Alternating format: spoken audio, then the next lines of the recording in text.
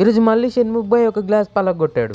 Hi friends, అందరికి నమస్తే. క్లాస్కి వెళ్ళగానే బఫ్ షీట్ తక్కువైందని స్టేషనరీకి వెళ్ళి ఫ్రెండ్ గారు బఫ్ షీట్ కొనగానే సగం వేసేసారు.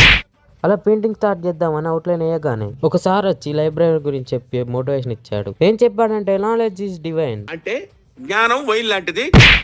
సార్ వెళ్ళగానే మనోళ్ళు వాళ్ళ కళ్ళని చూపెట్టారు. లంచ్ టైం రాగానే అందరం కలిసి తిన్నాం. ఈ డైరెక్ట్ కూరనే తింటారు. లంచ్ అవ్వగానే మనోళ్ళు వాళ్ళలో ఉన్న కళని చూపెట్టారు. ఆత్మరక్షణ కళ యందు ప్రధానమైన కళరి విద్యలోను, చూపుతో ఎదుటి వ్యక్తిని కట్టివేయగల దృష్టి వశీకరణలోను నిష్ణాతుడని ప్రజలు గ్రహించే తరుణం ఆసన్నమైంది.